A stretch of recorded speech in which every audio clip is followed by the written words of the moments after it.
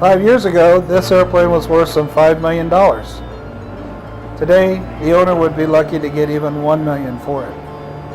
Hi, I'm Steve Koonin. Over the last 20 years, I've appraised some 1,000 corporate jets worth in the neighborhood of about $3 billion. Several components obviously go into doing an appraisal on an aircraft. Of course, the most important are the books and records, because without the books and records, you can't justify or prove any of the work that's been actually accomplished on the airplane. Once the books and records have been inspected, there's the exterior, the condition of the paint. There are some flaws associated with the popping of paint from the rivet heads. There's the interior, which has to do with the money that's been spent on the leather goods, the carpeting, and the side panels. There's the engines. A note about the engines on older jets. Many these days no longer comply with the federal noise abatement standards. And even though the engines themselves are in great condition and will last for years, they have to be modified or removed. And it's extremely expensive for the owner to do that.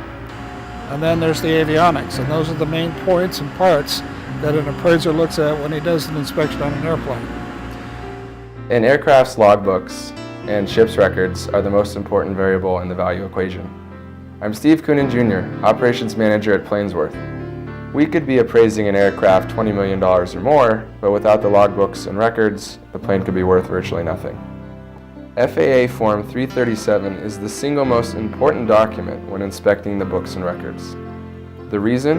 It reflects damage history. Damage history leads to a concept called diminution of value. Simply put, that means it will never retain the equivalent value of the rest of the fleet. Over the years, our firm has been called upon to provide expert witness testimony regarding diminution of value cases. From these encounters, I have developed the following points to consider in calculating diminution of value. The nature of the damage. Most damaged parts on an aircraft can be replaced, but pressure vessels and basic airframes must be repaired. Secondly is the extent of the damage. Is the portion of the repaired part or portion of the aircraft so large that the value of the aircraft overall may be greater as scrap? Third, how long has it been since the damage has occurred?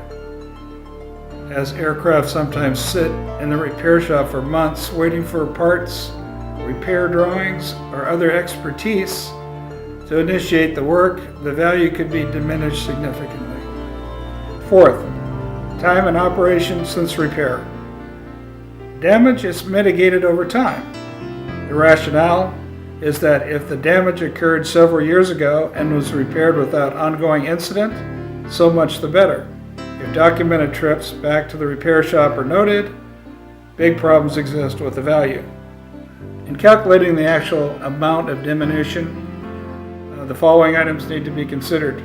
First, they are the accumulation of fixed costs, things such as loan payments, insurance, hangar rent, pilot expenses, and other fixed costs continue regardless of the aircraft status.